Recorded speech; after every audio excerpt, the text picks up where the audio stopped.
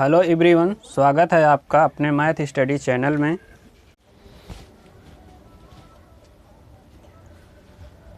तो आज की क्लास का यह पहला क्वेश्चन है। एक व्यक्ति अपने गंतव्य पर जो 90 किलोमीटर की दूरी पर है 3 घंटे में पहुंचना चाहता है। वह प्रथम आधी दूरी 20 किलोमीटर प्रति घंटे की चाल से तय करता है।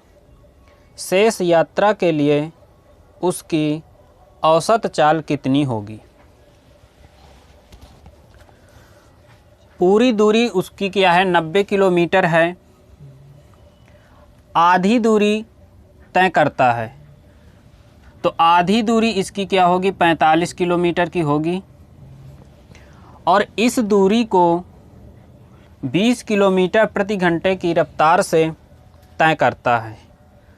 तो इसमें कितना समय लग चुका आधी दूरी तय करने में?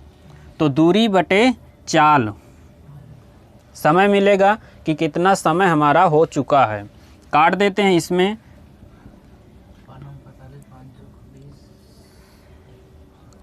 तो ये आ गया 2.25 घंटा।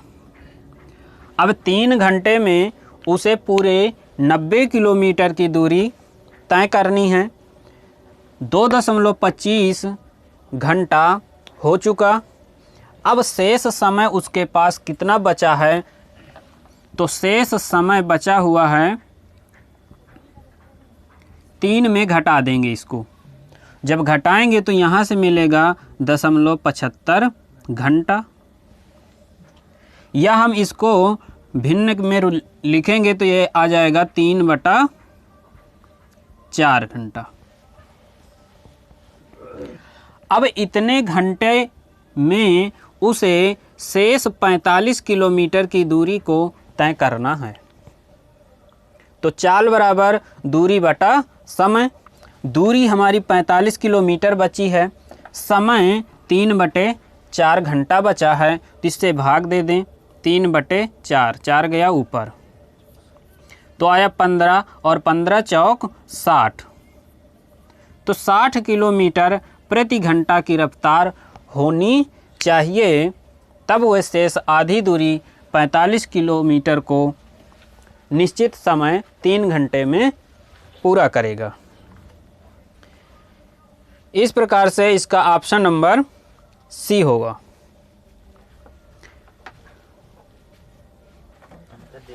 तो ये अगला क्वेश्चन है कि रमन अपने घर के पास के एक शहर में कार द्वारा 50 किलोमीटर प्रति घंटा की गति से गया तथा 45 किलोमीटर प्रति घंटा की गति से वापस आया। वापस आने में यदि उसे 1 घंटा अधिक लगा हो तो रमन के घर से उस शहर की दूरी कितनी है? तो पहले इसका कंसेप्ट समझते हैं। जैसे ये एक उसका घर है और यहाँ से बी दूरी पर एक शहर है। जब यहाँ से जा रहा है, मान लिया कि ये x गति से जाता है। जब ये वहाँ से आता है तो ये मान लिया कि ये y गति से आता है। जाने में उसको समय मान लिया कि t1 लगा, आने में उसे समय t2 लगा। अब ये दूरी है डिस्टेंस AB, तो दोनों के बीच की दूरी यानी जाने में भी दूरी वही रहेगी, आने में भी दूरी वही रहेगी। दूरी कांस्टेंट है। तो यहाँ से इसमें समय क्या होगा? समय बराबर दूरी बटे चाल। तो यहाँ से ये जा रहा है, मान लिया हमने कि यहाँ ज़्यादा है, x ज़्यादा है, x is greater than y। नहीं, x चाल हमारी ज़्यादा है y से, ठीक है। तो जब ये जा रहा है x से तो इसको कम समय लगेगा क्योंकि इसकी चाल ज़्यादा है। y से आ रहा है तो y क्या है? कम है। तो जब स्पीड कम है तो वो ज़्यादा समय लेगा। तो पहले y का समय क्या आएगा, तो समय यानी कि t2 बराबर दूरी बटा, तो दूरी d है और चाल ये है। इसी प्रकार से यहाँ से हमारा t1 मिल जाएगा दूरी। अब यहाँ पर x ज़्यादा था यानी कि t1 कम होगा, t2 ज़्यादा होगा, तो इनका डिफरेंस क्या मिलेगा, हमें अंतर निकालेंगे। t2 की जगह में dy y और माइनस dy x, इसको हम मान लेते हैं ये क्या डेल्टा t है, डिफरेंस। यहाँ से इसको सॉल्व करेंगे, 1/y और 1/x, यहाँ से आया dx माइनस y बटे x y। तो यहाँ से हमारी डिस्टेंस मिल जाएगी एक्स वाई बटा x minus y into delta t. ये है इसका मेन कंसेप्ट। अब यहाँ से दो चाल हैं, केवल हमें उसमें डिफरेंस देखना है, कितना डिफरेंस है उसमें, समय में कितना अंतर है। तो दोनों चालों का गुणनफल बटे चालों का अंतर गुणा जितना समय उसमें ज़्यादा या कम लगे। जैसे इस क्वेश्चन में है,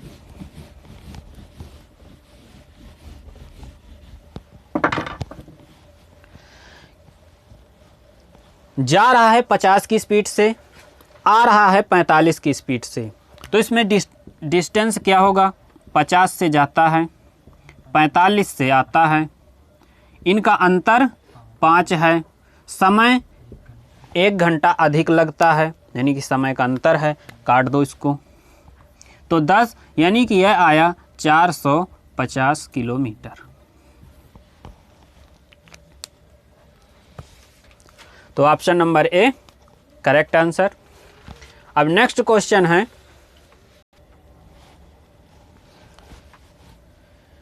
एक स्कूल बस, अब ये जो बस है पहले दिन 12 किलोमीटर प्रति घंटा की गति से जाती है, दूसरे दिन वह 20 किलोमीटर प्रति घंटा की गति से जाती है। जब 12 से जाती है तो 8 मिनट देरी से पहुंचती है, और जब 20 से जाती है तो पहले पहुंच जाती है, वो भी 10 मिनट पहले। तो इसमें दूरी कैसे निकालेंगे, दोनों चालों का गुणनफल। तो पहले गई है 12 से, 12 किलोमीटर प्रति घंटा, और दूसरे दिन जा रही है वो 20 किलोमीटर प्रति घंटा से। इनमें डिफरेंस है 8 का, गुणा टाइम डिफरेंस होना चाहिए, यानी कि कितना समय अंतराल है दोनों में। तो जब 12 से जा रही थी तो 8 मिनट लेट, और जब 20 से जा रही तो 10 मिनट पहले, तो एक लेट एक पहले, तो यानी कि इनका जोड़ देंगे 18 मिनट। ये आया मिनट, लेकिन चाल हमारी दी है किलोमीटर प्रति घंटा में, तो ये समय भी हमारा घंटा में होना चाहिए। तो यहाँ कर देंगे हम 60 से भाग। अब इसको सॉल्व कर लेंगे, 2 चौक, यहाँ 3 आ गया, और यहाँ से काट देंगे तो यहाँ भी 3 आ जाएगा, और 3 त्रिक 9 किलोमीटर। तो इस प्रकार से ये ऑप्शन नंबर सी करेक्ट होगा। अब नेक्स्ट क्वेश्चन है,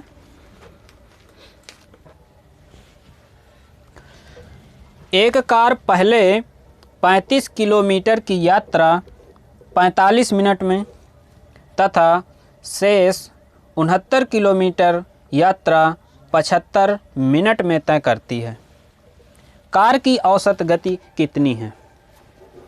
हम जानते हैं कि औसत गति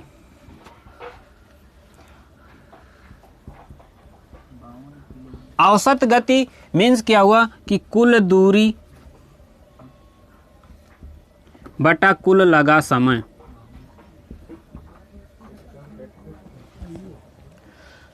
अब यहाँ पर कुल दूरी कितनी है? पहले 35 किलोमीटर थी और फिर 69, तो 35 और प्लस 69 जोड़ दिया, दूरी हो गई, बटे समय। समय 45 मिनट और 75 मिनट। 45 और 75 को जोड़ दिया, ये मिल गया हमें 120 मिनट। और 120 मिनट है ये, इसको घंटे में बदलना है तो 60 से डिवाइड कर देंगे और यहाँ से मिल जाएगा हमें 2 घंटे। दूरी किलोमीटर में है, घंटे में मान रख देंगे 2, तो ये मात्रक मिलेगा किलोमीटर पर आवर। इनको जोड़ देते हैं यहाँ से, बटा 2, ये आ गया 52 किलोमीटर प्रति घंटा। इस प्रकार से option number C correct answer. अब नेक्स्ट क्वेश्चन है, एक व्यक्ति एक निश्चित दूरी तय करने में साइकिल से जाने तथा स्कूटर से लौटने में 6 घंटे 30 मिनट लेता है। यदि वह दोनों ओर साइकिल से जाए तो 2 घंटे 10 मिनट अधिक लगते हैं। दोनों ओर स्कूटर से जाने में कितना समय लगेगा? जब वह साइकिल से जाता है और स्कूटर से आता है तो उसको समय 6 घंटे 30 मिनट का लगता है। यदि वह दोनों तरफ साइकिल से जाए, यानी कि साइकिल से जाए और साइकिल से वापस आए, तो उसको 2 घंटे 10 मिनट का समय अधिक लगता है। तो जब साइकिल से जाता है, साइकिल से आता है, तो 2 घंटे 10 मिनट जोड़ दें तो यहाँ से आ जाएगा 8 घंटे और 40 मिनट उसको लगेगा। दोनों ओर साइकिल से जा रहा है और यदि एक ओर का हम समय निकालें, दोनों तरफ साइकिल से जाने में इतना समय, तो एक तरफ साइकिल से जाने में उसको समय कितना लगेगा, इसमें 2 से भाग दे दें, क्योंकि ये जुड़ गया, 2c बराबर इतना है, तो c बराबर 2 से भाग दे, तो 4 घंटे 20 मिनट आ गया।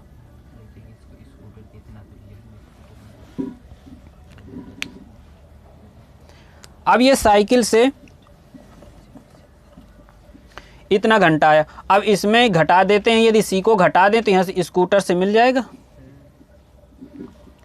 तो c को घटा दें तो स्कूटर से उसको जाने में कितना समय लगेगा, यहाँ से घटा दें तो 2 घंटा मिल गया और यहाँ से 10 मिनट मिल गया। ये तो जाने का है सीधे, और उसको क्या करा, दोनों तरफ स्कूटर से, तो एक बार जाएगा एक बार आएगा, तो इसमें से जस्ट दोगुना हो जाएगा, तो 2 से गुणा कर दें, तो यानी कि s प्लस एस, यानी स्कूटर से जाना स्कूटर से आना, 2 से गुणा करेंगे तो 4 घंटा और 20 मिनट। 20 मिनट को हम लिख सकते हैं 1/3 घंटा। 20 मिनट हमारा हो जाएगा बटे 60 करेंगे तो यह आ जाएगा 1/3 घंटा। या हम कह सकते हैं इसको कि 4 सही 1/3 घंटा उसको लगेंगे। तो इस प्रकार से ऑप्शन नंबर बी करेक्ट होगा।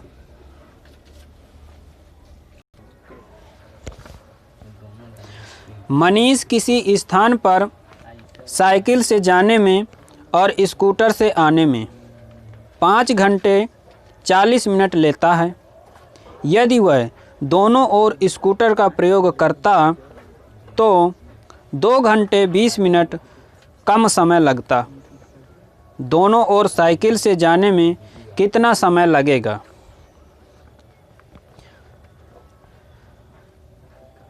तो साइकिल से जाता है और स्कूटर से आता है तो उसको 5 घंटे 40 मिनट का समय लगता है।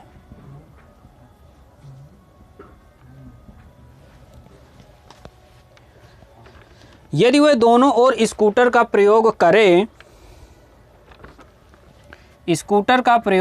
करे तो उसको 2 घंटे 20 मिनट कम समय लगता है। तो इसी में 2 घंटे 20 मिनट कम लगता है, तो 2 घंटा कम कर देंगे तो 3 घंटा हो चाहिए, और इसमें से 20 घटा देंगे तो 20 मिनट बचे। अब कह रहा है यदि वह दोनों तरफ साइकिल से जाए तो उसे कितना समय लगेगा। तो 2s का मान इतना है, 3 घंटा। 3 घंटा का जब हम 2 से भाग देंगे तो यहाँ से 1 घंटा और 30 मिनट मिलेगा। 20 का आधा 10, यानी 1 घंटा 40 मिनट हमको मिला। तो 1 घंटा 40 मिनट। यदि इसका s को यहाँ से घटा दें तो c मिल जाएगा हमारा 4 घंटा। ये तो जाने का हुआ, और जब 4 घंटे में जाएगा 4 घंटे में आएगा तो यहाँ से 2c का मान कितना हो जाएगा, 8 घंटे। तो यदि वह साइकिल से जाता है और साइकिल से आता है तो उसे 8 घंटे का समय लगेगा।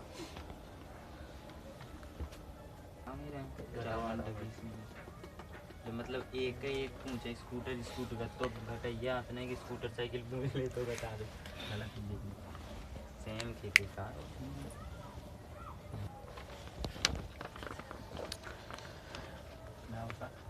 अब अगला क्वेश्चन है, ए किसी स्थान तक पैदल जाने और बाइक से वापस आने में 4 घंटे लेता है। यदि वह दोनों ओर पैदल चलता है तो 3 घंटे अधिक लगते हैं। दोनों ओर बाइक से जाने में कितना समय लगेगा। पैदल जाता है और बाइक से वापस आता है तो उसको 4 घंटे का समय लग जाता है। यदि वह दोनों ओर पैदल चले दोनों तरफ तो उसे 3 घंटे अधिक समय लगते हैं। तो 4 घंटे तो पहले से लगते थे, लेकिन 3 घंटे और अधिक लगते हैं, तो 4 में 3 जुड़ेगा, ये हो जाएगा 7 घंटे। तो यहाँ से P यानी कि केवल पैदल जाने में उसे समय कितना लगेगा, 2 से डिवाइड करेंगे तो 3.5 घंटे। अब यहाँ से बाइक से जाने में उसे कितना समय लगा। तो P की वैल्यू यदि यहाँ से 3.5 और इसमें माइनस हो जाएगी 4 में, तो बाइक से जाने में उसको 0.5 घंटे का समय लगेगा। लेकिन दोनों तरफ बाइक से जाना है तो बाइक से जाएगा और बाइक से वापस आएगा। तो ये तो केवल जाने का है, और आने का तो यानी कि 2 से गुणा करेंगे तो ये हो जाएगा 1 घंटा। तो इस प्रकार से दोनों तरफ जाने में बाइक का प्रयोग करता है तो उसकी